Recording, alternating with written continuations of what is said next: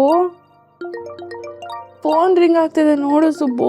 Phone receive ಮಾಡು, ಇಲ್ಲಾಂದ್ರೆ ಸೈಲೆಂಟ್ಗೆ ಹಾಕು. ಸ್ವಲ್ಪ ಹೊತ್ತು ಮಲಗಬೇಕು.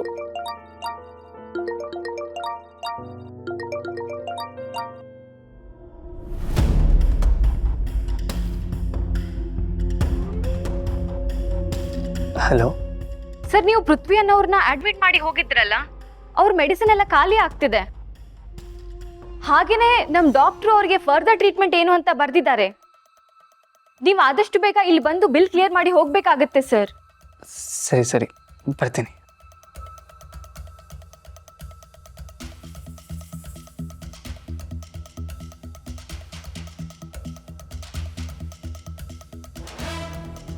ಸುಬ್ಬು, ಯಾರು ಕಾಲ್ ಇಷ್ಟು ಬೆಳಗ್ಗೆ? ಏನಾದರೂ ಸೀರಿಯಸ್ಸಾ?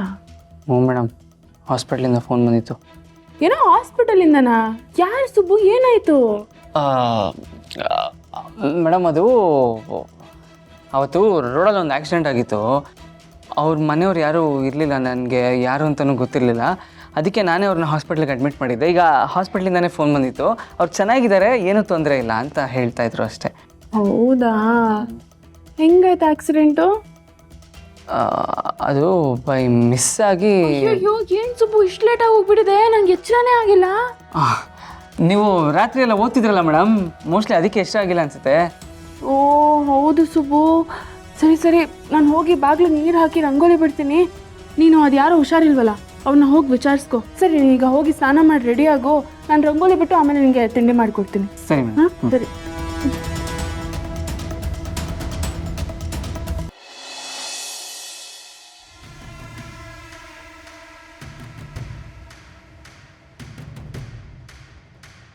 ಯಜಮಾನ್ರೆ, ಏನೋ ಮಾತಾಡಬೇಕು ಅಂತ ಹೇಳಿದ್ರಿ, ಏನು ವಿಷಯ ಯಜಮಾನ್ರೆ? ಹೌದು ಪದ್ಮನಾಭ ಅವರೇ, ನಿಮ್ಮ ಹತ್ರ ಮಾತಾಡಬೇಕು. ನಾನು ಹೇಳೋ ವಿಷಯ ಕೇಳಿ ನಿಮಗೂ ಆಶ್ಚರ್ಯ ಆಗ್ಬೋದು. ಹಲವಾರು ವರ್ಷಗಳಾದ ಮೇಲೆ ನನಗೆ ಕೆಲವು ವಿಷಯಗಳು ತಿಳ್ಕೋಬೇಕು ಅಂತ ಅನಿಸಿದೆ. ನೀವು ಯಾವ ವಿಷಯದ ಬಗ್ಗೆ ಮಾತಾಡ್ತಿದ್ರಿ ಯಜಮಾನ್ರೆ? ಪೃಥ್ವಿ ಬಗ್ಗೆ.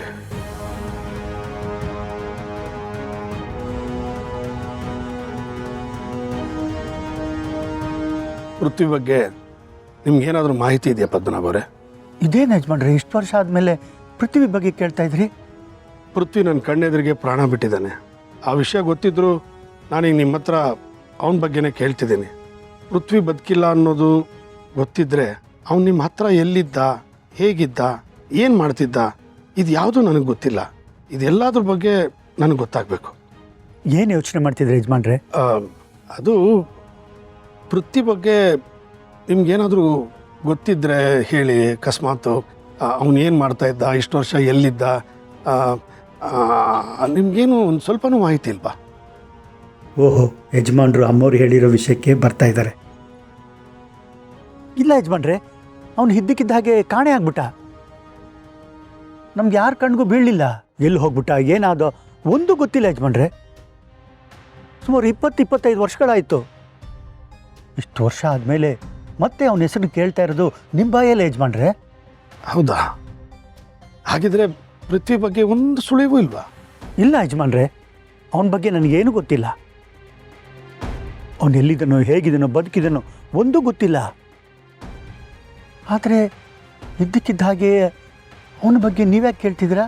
ಅದು ಅವನು ಸಿಕ್ಕಿದ್ರೆ ಮಾತಾಡೋಣ ಅಂತ ಕೇಳಿದೆ. ಹೋಗಲಿ ಬಿಡಿ, ಪರವಾಗಿಲ್ಲ. ಅವನು ಎಲ್ಲಿದ್ದಾನೆ ಅನ್ನೋದು ನನಗೆ ಗೊತ್ತಿಲ್ಲ. ಆದರೆ ಪೃಥ್ವಿ ತಾಯಿ ಬದುಕಿದ್ದಾರೆ ಅಂತ ಕೇಳ್ಪಟ್ಟೆ. ಅವ್ರು ಎಲ್ಲಿದ್ದಾರೆ ಅಂತ ನನಗೆ ಗೊತ್ತು. ಬೇಕಿದ್ರೆ ಅಲ್ಲಿಗೆ ಹೋಗ್ಬೋದು. ಹಾಗಿದ್ರೆ ನಡೀರಿ, ಹೋಗೋಣ. ನಾನು ಅವ್ರ ಜೊತೆ ಮಾತಾಡಬೇಕು, ಕೆಲವು ಪ್ರಶ್ನೆಗಳು ಕೇಳಬೇಕು.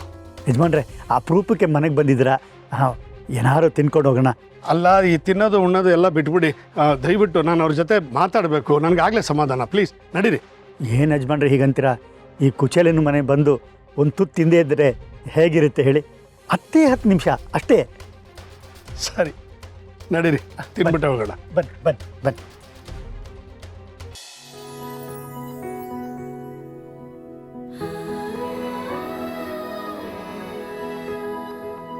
ಲೇ ದನ,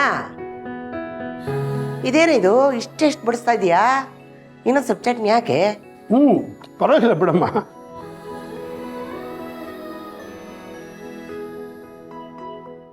ಯಜಮಾನ್ರಿ, ಪಲ್ಯ ರುಚಿಯಾಗಿಲ್ವಾ? ಇಲ್ಲ, ತುಂಬ ಚೆನ್ನಾಗಿದೆ. ಯಜಮಾನ್ರೆ, ಇನ್ನೊಂದು ಸ್ವಲ್ಪ ಅನ್ನ ಹಾಕಿಸ್ಕೊಳ್ಳಿ. ಅಯ್ಯೋ, ತುಂಬ ಹೊಟ್ಟೆ ತುಂಬಿದೆ. ಸಾಕು. ಸಾಕಾ? ಅದೆಲ್ಲ ಆಗಲ್ಲ ಮೇಡಮ್, ನೀವು ಹಾಕಿ ಮೇಡಮ್, ಚಪಾತಿ ಹಾಕಿ. ಲೇ, ಎಷ್ಟು ತಿನ್ಲೋ? ನನ್ಗೆ ಹೊಟ್ಟೆ ತುಂಬಿದೆ ಅಂದ್ರೂ ತಿನ್ನಿಸ್ತಾ ಇದೀಯಾ? ಹೊಟ್ಟೆ ತುಂಬಿದ್ರೂ ಪರವಾಗಿಲ್ಲ ಯಜಮಾನ್ರೆ, ಇನ್ನೊಂದು ಸ್ವಲ್ಪ ನೀವು ತಿನ್ನಲೇಬೇಕು. ಮೇಡಮ್ ಹಾಕಿ ಮೇಡಮ್, ಹಾಕಿ. ಸರಿ, ಹಾಕಮ್ಮ. ಹೌದು, ಸುಬ್ಬು ಸಂತೋಷಕ್ಕಾದರೂ ನೀವು ತಿನ್ನಲೇಬೇಕು ಯಜಮಾನ್ರೆ. ಹಾಕಮ್ಮ. ಸುಬ್ಬು, ನೋಡ್ದೇನೋ, ಯಜಮಾನ್ರು ಹೊಟ್ಟೆ ತುಂಬಿದ್ರು ನಿನಗೆ ಖುಷಿ ಆಗುತ್ತೆ ಅಂತ ಮತ್ತೆ ಹಾಕಿಸ್ಕೊಂಡು ಊಟ ಮಾಡ್ತಿದ್ದಾರೆ. ಇದಪ್ಪ ಅಳಿಯನ ಮೇಲಿರೋ ಪ್ರೀತಿ ಅಂದ್ರೆ.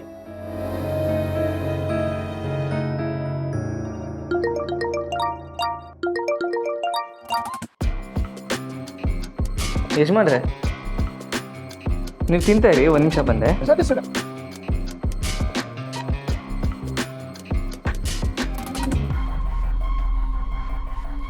ಹಲೋ ಹಲೋ ಸುಬ್ಬು ಅವರೇ, ನೀವು ಚೋಟದೊಬ್ಬನ ಬಗ್ಗೆ ಹೇಳಿದ್ರಲ್ಲ, ಅವನಿಗೆ ಸಿಕ್ಕಿದ್ದಾನೆ. ಹೌದಾ?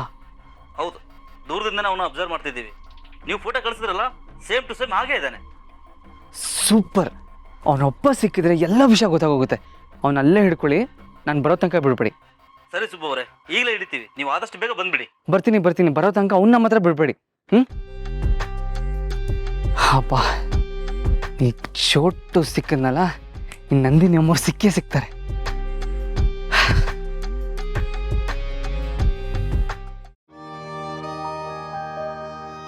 ಅಪ್ಪ, ಸ್ವಲ್ಪ ಸ್ವೀಟ್ ಕೊಡ್ಲಾ? ಇಲ್ಲ ಬೇಡಮ್ಮ. ಶ್ರಾವಣಿಯಮ್ಮ, ಕೇಳ್ತಿರಲ್ಲ, ಸುಬ್ರಹ್ಮಣ್ಯ ಹೇಳಿದ್ ಕೇಳಿಸ್ಕೊಳ್ಳಿಲ್ವಾ? ನೀವು ಬಡಿಸಿ. ಇಲ್ಲಮ್ಮ, ನನಗೆ ತುಂಬ ಹೊಟ್ಟೆ ತುಂಬಿದೆ, ಬಲವಂತ ಮಾಡಬೇಡಿ ಪ್ಲೀಸ್.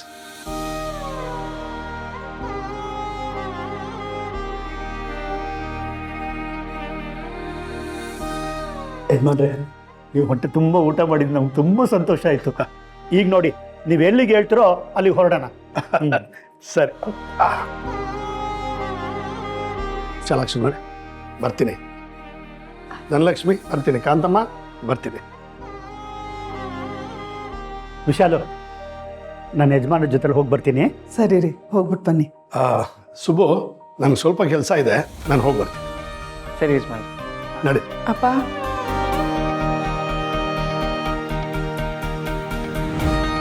ಹೋಗಿ ಬರ್ತೀರಾ?